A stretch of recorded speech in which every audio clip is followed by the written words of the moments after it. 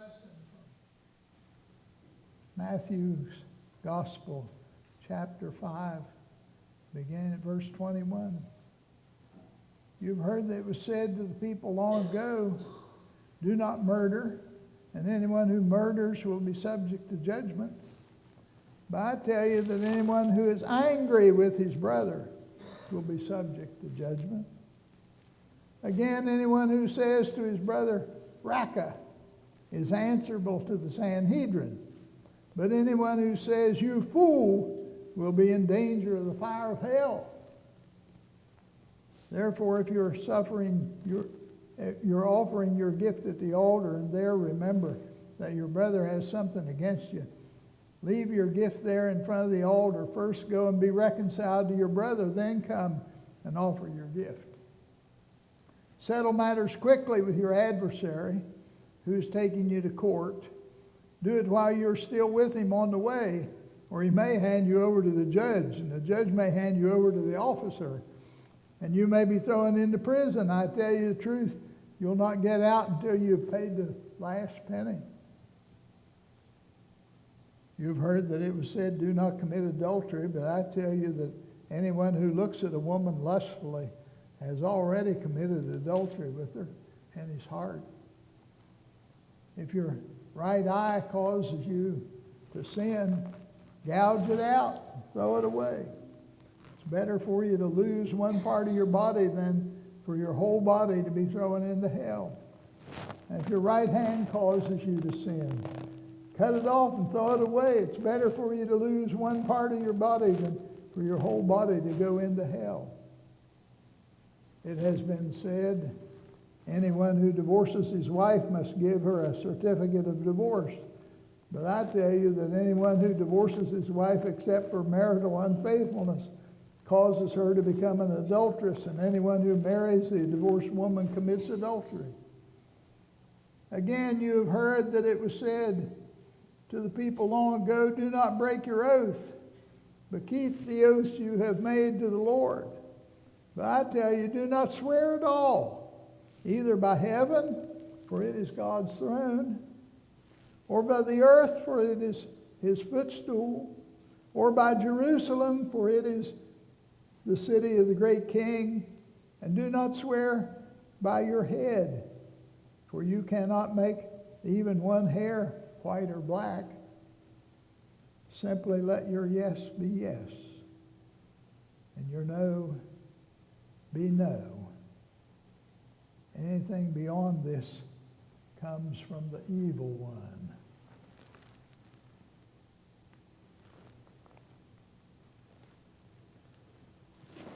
Glad you came to be with us today, Caleb. I prayed that you would. I didn't know your name, didn't know anything about you. I prayed that someone new would come to church today, and you're here, and it gives me joy to see you. Christianity, or what has become the American way? It's your choice. Will you live the Christian life, or will you live like the movies, the television, the news claim is now the American way? Today's Bible lesson is part of Jesus' primary core of teaching about the Christian life. It's a major part of Jesus' great Sermon on the Mount, and it must not be treated lightly. You probably have never sung hymn number 679 in the hymnal. I've only sung it once in my life, and it's an old oldie. Ambrose of Milan wrote it back in the 4th century. Robert Bridges translated it into English 120 years ago. Now, I mention that only because that hymn is about what Jesus was attempting in the Sermon on the Mount. And I quote, O thou true Son, on us let fall in royal radiance the Spirit's sanctifying beam upon our earthly senses stream. That was the second verse. The third verse, like a prayer, calls on God to banish sins from our delight. I've never understood why some folk joke about sin. There's nothing funny about sin. Maybe they think if they can laugh about it, it won't quite sound so bad as it really is.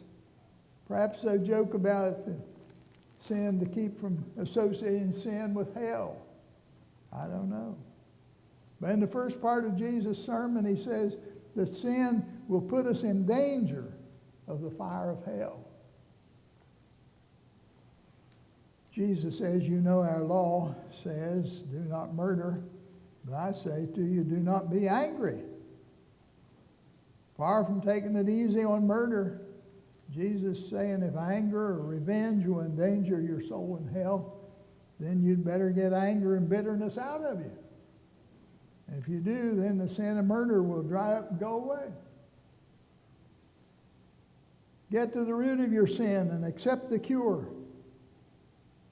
Jesus forbids anger that broods over old hurts, which cannot forgive and forget. Jesus insists that we make peace and never seek revenge. The term raka in verse 22 is an insult word used by a person who despises someone with an arrogant contempt. The story is told of a certain rabbi of ancient days who had just left his teacher's place feeling really good about his scholarship and his great wisdom and his goodness. And along the way met a man who he didn't like. Instead of returning that man's greeting, he said, "You Raka, how ugly you are. Are all the men of your town as ugly as you are?" The other man responded, "That I do not know, but go and tell my Maker how ugly is the creature he has made." Sound familiar? I've often heard that kind of insult in America. Lately, it seems to be the American way. One day I was walking down a hospital corridor when I heard one nurse say to another, "Get rid of that Cabin Creek drawl." I asked who was from Cabin Creek because I taught school there for a year. The Cabin Creek nurse asked where I taught, and I told her. She said, "Oh, I went to school there 2 weeks in the first grade, but I didn't like it. Too many blacks there." In that instant, another nurse handed her the phone, saving her from a mini sermon on the spot. As I walked on, I thought, I hope none of the African-American patients on this floor heard her say that. Yet how can that contempt be hidden as she goes to serve the African-American patients? The word Jesus used for fool had to do with morality and playing the fool with your life. Surely he's saying the malicious talebearer, the backyard gossip, the murderer of reputation is in danger of the fires of hell. The American way often tells people, pull yourself up by your own bootstraps. Jesus never leaves us in that dilemma. Jesus says, if you come to make things right between you and God, remember, you can't get it right with God unless you make every effort to get it right with those you hate and hurt along the way. Virgie was a newlywed. Her husband took her to live in the village of Rangoon, West Virginia. It's not much of a village. There's a church and a store and a few houses. Her husband went off to work, and she planted flowers in the yard. The neighbor's chickens came and scratched up her flowers. Virgie got angry. Did she complain to the neighbor? No. She did like some others. She didn't get upset. She got even. Every time Virgie caught a chicken in her yard, Doy had chicken for dinner that night. Years passed. They moved several times. And after she was a grandmother, Virgie gave her heart to the Lord one day in a revival service. She was baptized and joined the church. But something was the matter. Every time Virgie got on her knees to pray, those chickens began to cackle. Finally, she tracked down the name and address of that neighbor's heir in another state. And Virgie wrote a full confession and sent a check with interest. And those chickens never popped up again when she prayed. That anger which leads to revenge and murder may be stilled in most cases if the party tried to work it out instead of later. We talk about the Hatfields and McCoys, but many families are torn apart by the bitterness that breeds bitterness when no one tries to heal the hurt. One of the reasons for our pain, broken homes, single-parent homes, children uncertain whom to call mom and dad. One of the reasons is that we've been taught for many years that we can have it all just the way we want it, whatever our hearts desire. We don't want to let go of anger, give up revenge, insist on keeping our guns so we can do unto the other guy before he does unto us.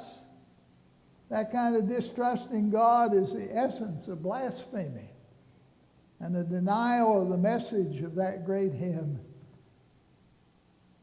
Oh, we ought to sing it often. God will take care of you. For a long time in America, men have felt they could do whatever they wanted with women. If you could have been with me for 90 minutes the early morning of July 4th, 1968, you wouldn't ever again be surprised by all the stories which now keep being revealed several times every month. I got to Newark, New Jersey by Greyhound about 4 a.m. on July 4th. About 6 a.m. I got on a local bus to travel just 16 miles out to Drew University. I was the only passenger who got on at the station, so I sat right down behind the driver. That trip took 90 minutes as the bus filled and emptied several times in those 16 miles. Most of the passengers were African American women. And in the whole trip, the driver and I were the only white folk on the bus. And by the time I got to Drew University, I was ashamed of both my whiteness and my maleness. Why? Because not a single woman got on or off the bus without having to endure some sexually suggestive comment from that bus driver. No wonder that summer the Democratic National Convention in Chicago caused riots to erupt. In the years since, there's been a lot of effort by businesses, schools, government to deal with sexual harassment.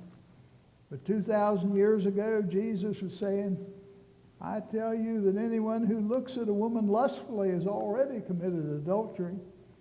Jesus is saying that men must never give women any cause to feel uncomfortable in their presence. In our day, advertisers sell everything with sex. It's hard to stay away from the things which tempt to sin. But here again, Jesus does not leave us to fight the battle alone. I suspect the surgical cure Jesus prescribed was not meant to emphasize the seriousness with